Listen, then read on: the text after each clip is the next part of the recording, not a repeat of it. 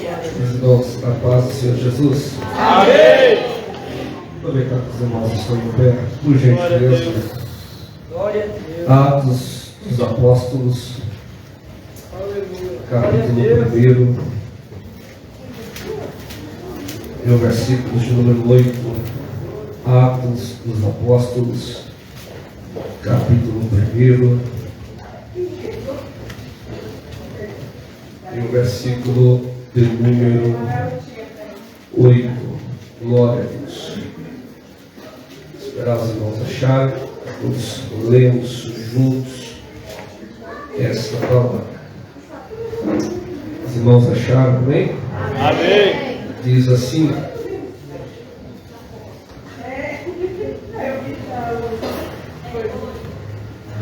mas recebereis a virtude do Espírito Santo que há de vir sobre vós, e ser-me-eis testemunha, tanto em Jerusalém, como em toda a Judeia e Samaria, e até os confins da terra. Amém? Amém. Por favor, pode tomar seu assento. Glória a Deus.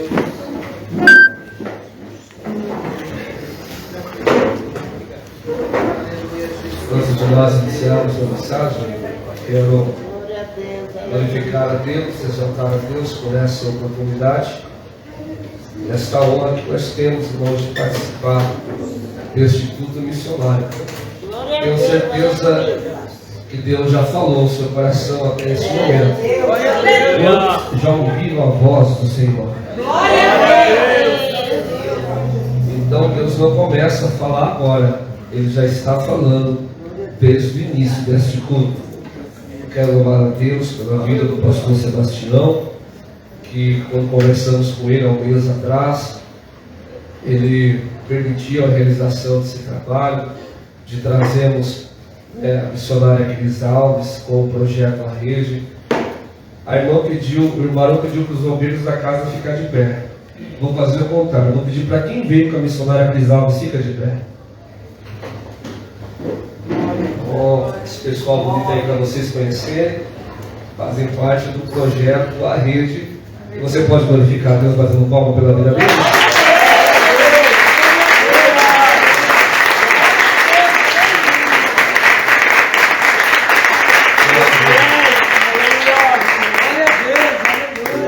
Deus abençoe. Missionário Cris, missionário Sebastião, pastor Sebastião, toda a casa. Estou feliz aqui porque minha mãe está aqui comigo hoje. Ela fugir de Carla Batista e veio adorar a Deus conosco. Amém? Amados, as horas já são 21h15 praticamente. Se eu falar assim, os irmãos conseguem me ouvir. Amém? Amém. Glória a Deus. Não podemos avançar um pouco muito no som, por causa que tem alguns vizinhos que não compreendem. Então a gente precisa vigiar. Então, se eu pregar bem calmo assim, os irmãos me entendem. Amém? Amém. É até bom para mim que saindo daqui eu vou pregar uma vigília. Então vai me ajudar e dar tudo certo. Amados, visto que hoje é um trabalho de missão, é um culto de missão, visto que praticamente todos aqui, pelo que eu observei, já servem ao Senhor Jesus. Então eu quero ministrar uma mensagem que Deus colocou no meu coração. É uma mensagem bem simples, irmãos. Não tem nada que vai te surpreender, é uma mensagem simples, mas que precisamos entender qual a proposta de Cristo através dessa mensagem.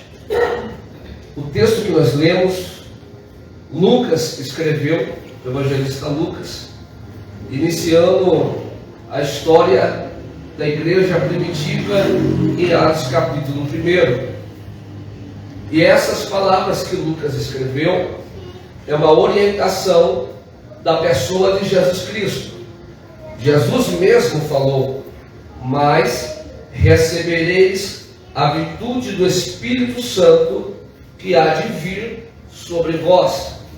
E ele continua o texto dizendo: e ser-me-eis testemunhas, tanto em Jerusalém, como em toda a Judeia e Samaria, e até aos confins da terra.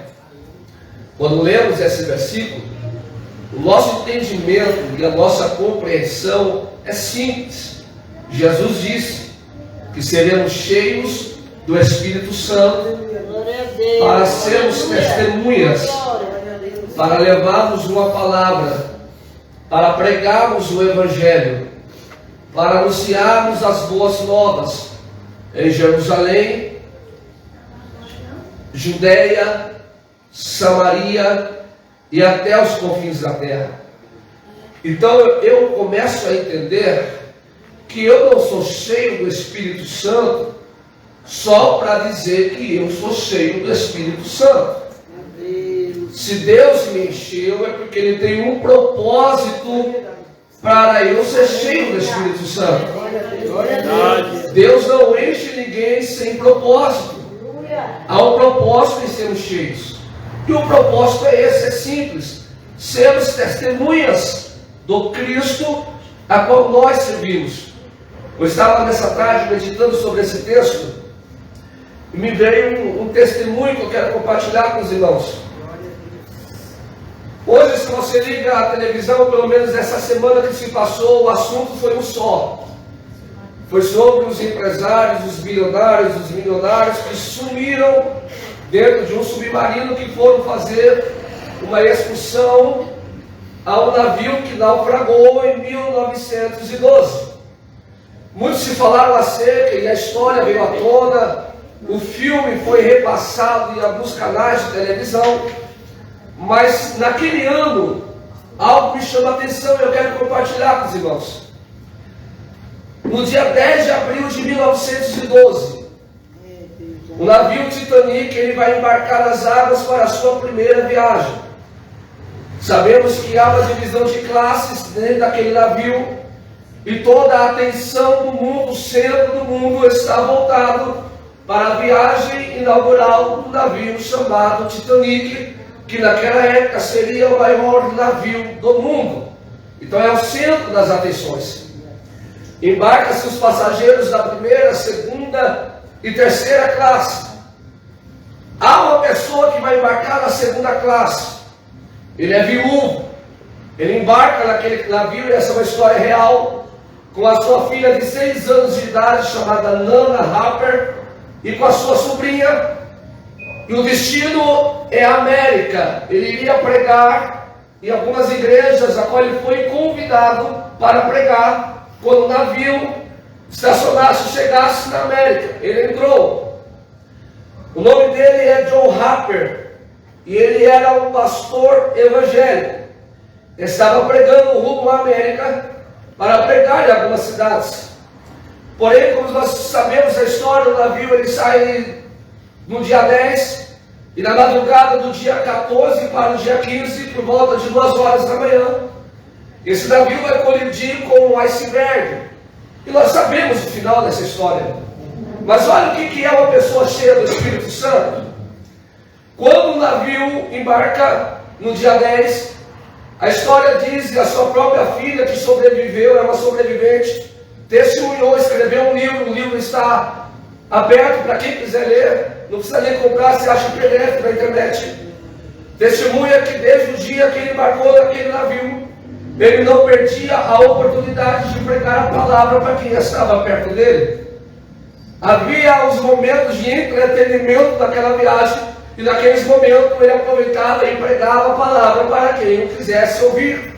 E a meta dele era salvar as pessoas que estavam próximas a ele. Naquela madrugada, quando o navio colidiu com o iceberg, primeiro colocaram os botes salva-vidas e resgataram, lembra quem? Mulheres e crianças. Ele era viúvo.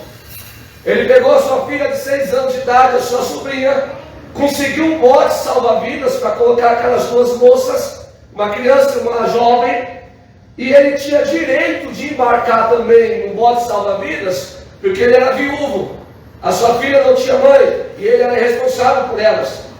Mas ele abriu mão do direito de embarcar no bote salva-vidas. Ele olha para a sua filha de 6 anos de idade e diz assim: vai em segurança, porque logo mais, em breve, nós nos encontraremos.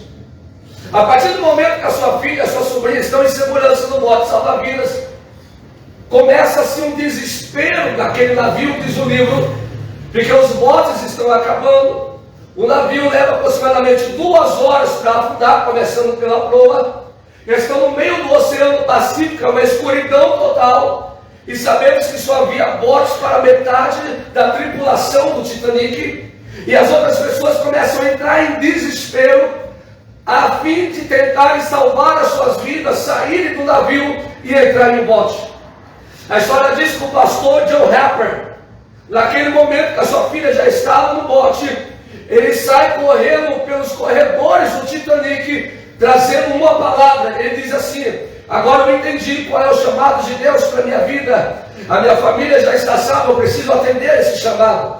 A história diz que ele sai no meio dos corredores, pregando e perguntando para as pessoas: você conhece Jesus? Você não conhece Jesus? A sua alma já está salva. Você sabe para onde você vai depois que você morrer. E o livro diz que quando ele ia pregando, as pessoas iam recebendo aquela palavra e ia se convertendo. Uma se convertia, ele saía e corria para outra pessoa. Enquanto o navio ainda estava na água, ele saiu pregando para o maior número de pessoas que tinha. Quando ele não dizia: olha, salva a sua alma, a sua carne pode perecer, mas a sua alma ela vai continuar viva, e você precisa salvar a sua alma, e só uma maneira de você salvar a sua alma é recebendo Cristo. Você quer receber? Quer melhorar a pessoa e receber a Cristo? E ele partia para pregar para outra pessoa. Glória a Deus. Glória a Deus. Nos momentos finais, quando o navio está afundando, a sua filha que conta isso no livro, ele encontra um homem e ele começa a pregar para esse homem. E esse homem diz: não, eu não quero ouvir, eu não quero saber de Cristo, eu não quero saber de Evangelho, eu quero saber de salvar a minha vida, eu não quero saber do que vai acontecer, eu não quero te ouvir. Aquele homem recusa-se a ouvir a pregação de John Harper, pastor. O que ele faz?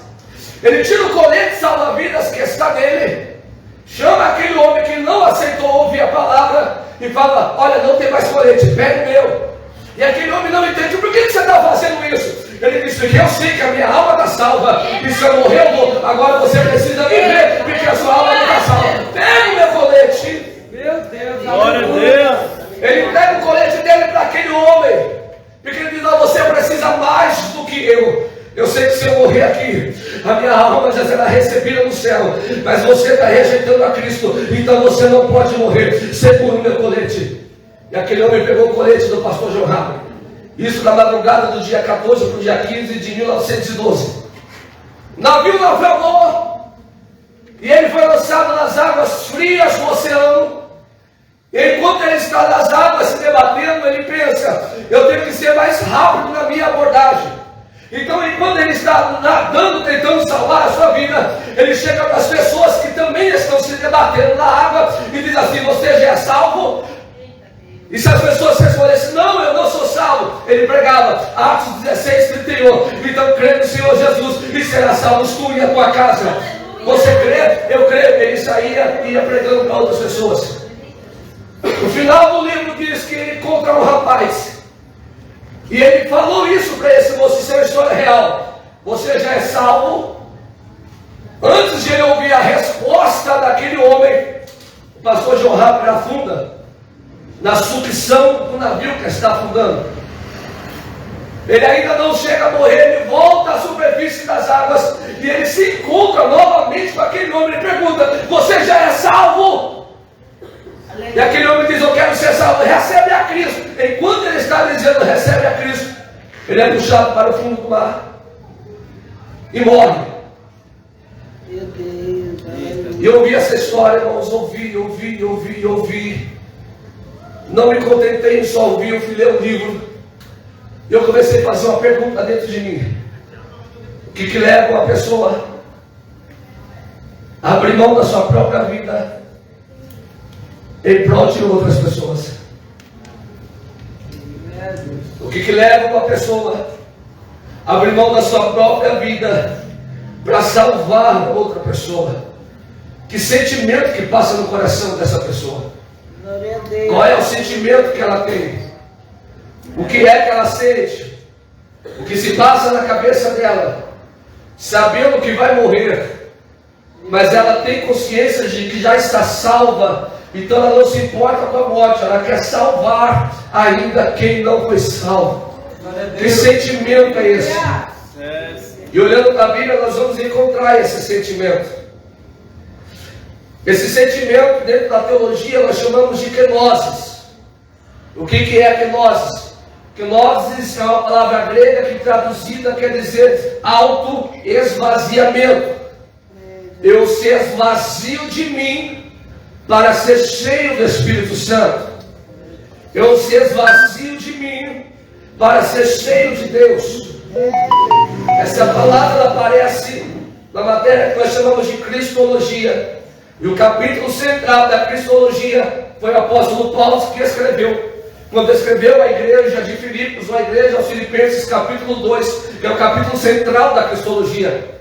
E esse sentimento que houve no coração desse pastor chamado John Harper é o mesmo sentimento que houve em Cristo Jesus. Paulo disse isso em Filipenses capítulo 2, do verso 5 ao verso 8, que diz assim: de sorte que haja em vós o mesmo sentimento que houve também em Cristo Jesus. Qual que é o sentimento? Eu me esvazio de mim mesmo para ser cheio dele. Que sendo em forma de Deus, está falando de Jesus, não teve por usurpação ser igual a Deus, mas esvaziou-se de si mesmo, tomando a forma de servo, fazendo-se semelhante aos homens, e achado na forma de homem, humilhou-se a si mesmo, sendo obediente até a morte, e morte de cruz.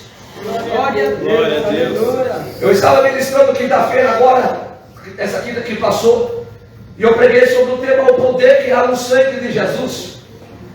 E enquanto eu estava ministrando, me fazia uma pergunta: que amor é esse? De um Deus que sai dos céus, vem para a terra, a qual o profeta Isaías, que foi o profeta que falou acerca dele 2 vezes, do seu nascimento e da sua morte. Ele falou acerca do seu nascimento no capítulo 9 de Isaías, no versículo 6, dizendo: um menino nos nasceu e um filho se nos deu, e o seu nome será chamado Maravilhoso, Conselheiro, Deus Forte, Pai da Eternidade, Príncipe da Paz. Mas é o mesmo profeta que fala acerca da sua morte em Isaías 53, porque ele levou sobre si todas as nossas dores, todas as nossas enfermidades. O castigo que nos traz a paz estava sobre ele, e que pelas suas pisaduras nós somos sarados. O profeta Isaías disse: como cordeiro mudo, ele foi levado ao matadouro. Aí você começa a estudar a Bíblia no capítulo 19 do Evangelho de João, que para mim é o capítulo mais triste da Bíblia, porque nós vamos ver uma injustiça na terra, em cima de alguém que é inocente, em cima do Cristo. Você começa a observar a crucificação, você começa a perceber a crueldade com que Jesus foi açoitado. A história diz que o homem só aguenta de pé, e o homem muito forte, até 12 açoites. Jesus recebeu 39 açoites sem poder abrir a sua boca para dizer um ai, resmungar ou reclamar. Ele teve que aguentar. Quando chegou na hora da crucificação, você conhece a história. A cruz não era para Cristo, a cruz era para Barrabás. Barrabás fisicamente é maior do que Cristo. Eles têm que amarrar uma corda no braço de Jesus, esticar aquela corda até a mão chegar no local exato do furo. Os seus pulmões vão se contrair e Jesus fica sem ar. Só que a Bíblia diz em Levítico que sacrifício sufocado Deus não recebe. Mesmo crucificado na cruz, ele tem que puxar o ar novamente para não morrer crucificado. Jesus recebeu em seu corpo, por causa do açoite, 800 e poucos cortes que provocaram 2.400 hematomas no corpo dele. Quando Jesus sai do açoitamento, é colocado uma coroa de espinho com aproximadamente 17 centímetros cada espinho da coroa. Um soldado romano pega uma cana ou um pedaço de cana, está em João 19, e bate na cabeça dele, e ele não pode reclamar, ele não reclama, ele aceita aquela condenação. Quando ele está na cruz, perto de entregar o seu espírito a Deus, ele faz uma oração: Pai, perdoa. Como é que alguém pode perdoar quem o está ferindo? Como é que alguém pode querer ajudar quem está batendo na cabeça dele com um pedaço de cana? Como é que alguém pode querer ajudar Alguém que não está entregando um vinagre misturado com fel em vez de água quando ele sente sede. Que sentimento é esse que Jesus teve? Que amor é esse? Que amor é esse a ponto de ele resistir tudo calado em prol da salvação de outra pessoa, mesmo sabendo que essa outra pessoa será ingrata com ele? Que amor é esse? Tu és lindo, Jesus. Aleluia. É um amor que vem do coração de Deus. Maravilhoso. É o amor que o Espírito Santo coloca quando nós o recebemos. Deus poderoso, aleluia. É o amor que nós recebemos do Espírito Santo quando nós o aceitamos. O problema dessa geração é que precisamos voltar a ser cheios do Espírito Santo para sermos a diferença e fazermos reverência nesse mundo. Sabe qual a diferença daquela geração para essa? É que aquela geração da igreja primitiva entendeu que o propósito maior era povoar o reino dos céus. É por isso que a igreja que estava em Roma sofreu tanto que sofreu, mas não negou Jesus. É por isso que o pastor Timóteo sofreu como sofreu quando pastoreava a Éfeso e não negou a Jesus, porque ele entendeu esse propósito. É por isso que Tito, quando pastoreava a igreja de Creta, também entendeu e não negou, porque eles entendiam que é melhor eu ser cheio do Espírito Santo e povoar o céu do que eu viver em um mundo egocêntrico, um mundo onde eu penso só em mim, um mundo onde o meu eu fala mais alto, um mundo onde a gente se tranca numa bolha e não vê e enxerga a necessidade do próximo. Falando de missão, e quando a gente fala de missão, a gente pensa que missão é só lá fora, mas tem missão que precisa ser feita em nós. Nós precisamos de missão. Por quê? Porque eu preciso esvaziar de mim mesmo para receber e ser cheio do Espírito Santo de Deus. Glória a Deus, Verdade, Deus, aleluia. Foi isso que o apóstolo João escreveu em Apocalipse capítulo 2, a igreja que estava em Éfeso. Tu é uma igreja bonita, mas tu deixou o sentimento que há em Cristo. E que sentimento é esse? É o amor pelas almas. E esse sentimento precisa voltar. glória a Deus. Quando eu sou vazio do Espírito Santo, eu sou uma lata vazia. Eu sou alguém que quer glória para mim mesmo. E hoje nós vamos ver e chegamos homens cheios de prepotência, presunçosos, arrogantes, orgulhosos, que querem fama, popularidade, mas não amam o próximo como Jesus ordenou.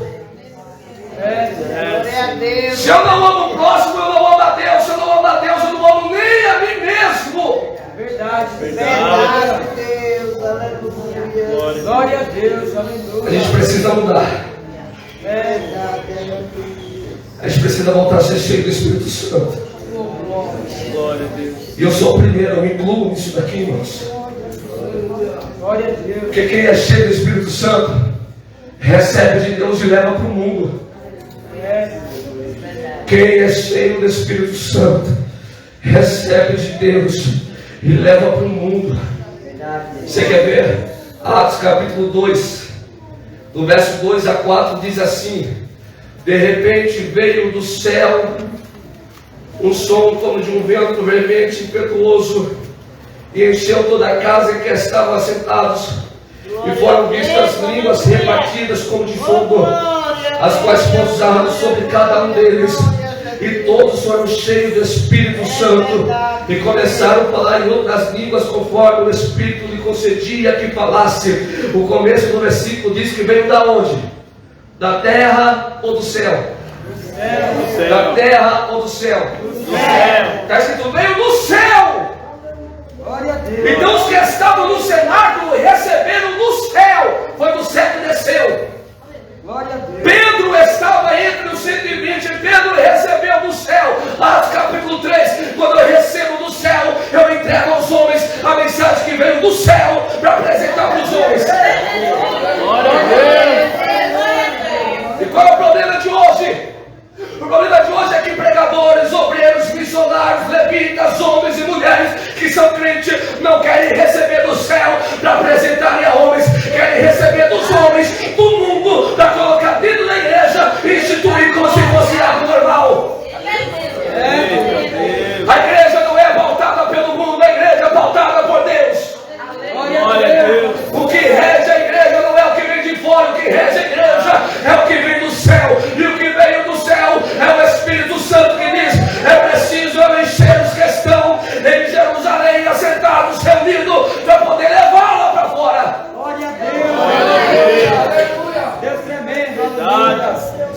receba o Espírito Santo. Eu preciso entender que não é o mundo que dita como a igreja tem que ser. Não é o mundo que dita como a igreja se veste. Não é o mundo que dita como a igreja fala. Não é o mundo que dita como a igreja adora.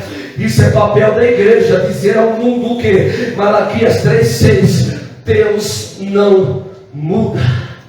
Glória a Deus. Eu vou repetir isso aqui, que eu estou sentindo a graça de Deus. Para te dizer, Deus não muda. Não é o que eu acho, é o que está na Bíblia. Malaquias 3,6: Deus não muda. O mesmo Deus que encheu o Senado para aqueles homens fazerem a diferença, e fizeram a diferença, irmãos. Atos capítulo 12: Tiago foi degolado, mas não perdeu a presença. Pedro foi preso, mas não perdeu a presença. João foi colocado no caldeirão de óleo quente, mas não perdeu a presença. Outros discípulos morreram, mas não perderam a presença. Que eles entenderam que o que vem do alto, o que vem dos céus, o que vem de Deus, é o que dita a nossa vida. Glória a Deus. Eu vou ser bem categórico, porque a hora está avançando para a gente finalizar. Se eu não tenho esse sentimento de amor, de esvaziar-se de mim para me encher de Deus, se eu não tenho esse amor pelas almas, se eu não tenho amor pelos perdidos, então eu preciso ser cheio do Espírito Santo. Porque a nossa carne não deixa, o nosso ego, o nosso orgulho não deixa. É por isso que eu me esvazio de mim, e o Espírito Santo faz brotar esse sentimento dentro de nós, sentimento de ajudar. Pastor, como é que eu faço para ser cheio? Que a hora não dá. Mas Lucas capítulo 15, verso 8, diz que a mulher perdeu o presente do noivo. E qual que era o presente do noivo? Era um colar com 10 dracmas. O que representa o colar com 10 dracmas? Representa a presença do Espírito Santo. Jesus contou essa parábola em Lucas capítulo 15, versículo 8. E aquela mulher está desesperada, porque ela perdeu o presente do noivo, e ela precisa recuperar esse presente. E o que ela faz para recuperar esse presente? Ela toma duas atitudes. Primeiro, ela acende a candeia, depois ela varre a casa. Não dá tempo de falar de varrer a casa, mas vamos falar de acender a candeia. Se eu perdi o presente do noivo, porque o noivo entregou o presente para ela e disse assim: presbítero Júnior, ó, cuida do presente, porque eu vou para a casa do pai. Eu não vou avisar quando eu vir, mas quando eu voltar eu quero que o presente esteja inteiro. Jesus falou: eu dei o meu Espírito Santo para a igreja, João 14, e eu voltei para a casa do meu pai. Mas a Bíblia diz em 1 Coríntios 15, 52, que ele vai voltar, vai olhar para mim, vai olhar para você e vai dizer: cadê o presente que eu te entreguei? Cadê o Espírito Santo que eu deixei? Cadê os dons espirituais que eu te entreguei, crente? Cadê o batismo do Espírito Santo que eu te concedi? Cadê o amor do seu coração? Cadê o que o noivo entregou na tua mão? O noivo vai voltar e eu tenho que apresentar para ele esse presente. Como é que eu faço isso? Eu preciso acender a minha candeia. É a hora da igreja, irmãos, viver o que está em Romanos capítulo 12, versículo 11. Eu não posso ser mais frio, eu não posso mais ser gelado, eu não posso ser mais egoísta. Eu preciso ser fervoroso no meu espírito. É o que está em Romanos 12, 11.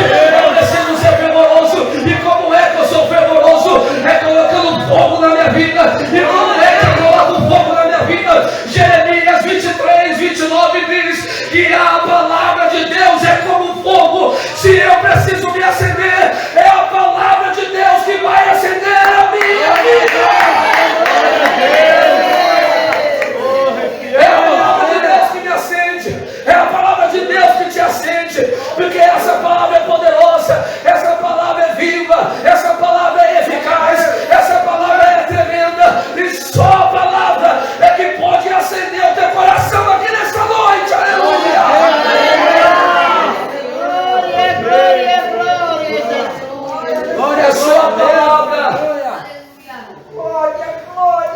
Como é que eu sou cheio da palavra?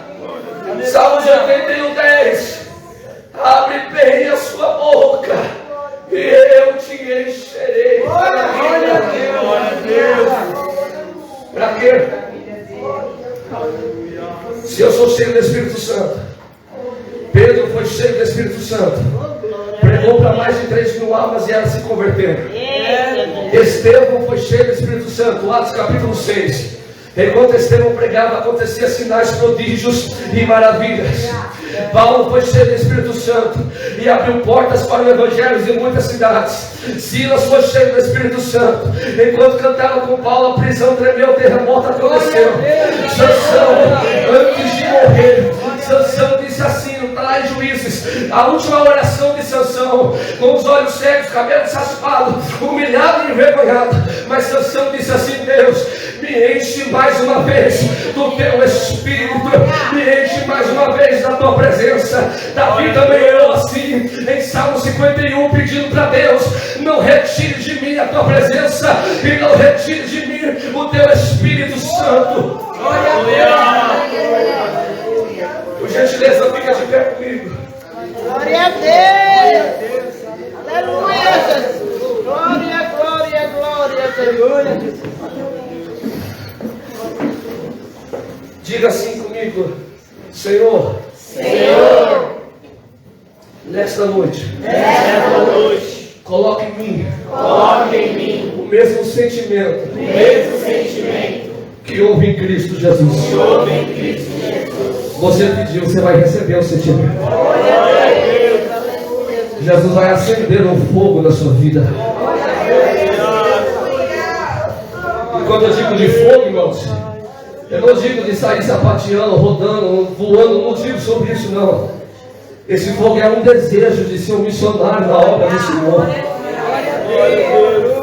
Deus vai acender um desejo em contribuir, um desejo em fazer missão, um desejo em ajudar, um desejo em ofertar, um desejo de dizer: olha, eu tenho para mim, meu próximo não tem. Eu não tenho para dar um novo para ele, mas eu posso repartir um pouco que eu tenho com ele.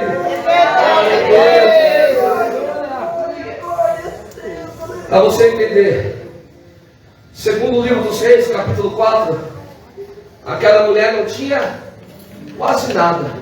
Ela disse assim para o profeta: só tenho uma botija de azeite. Não é isso que está lá, segundo a Reis 4?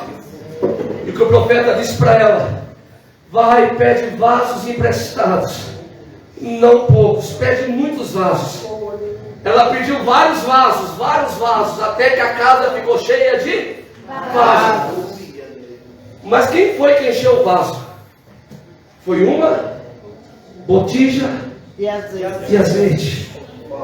Às vezes você acha que o que você tem é pouco, mas o pouco que você tem faz a diferença na vida de muitos vasos. Eu vou repetir: você acha que o que você tem é pouco, mas o pouco que você tem faz diferença na vida de muitos vasos. E esses vasos vieram de fora, tá? Esses vasos ela trouxe de fora.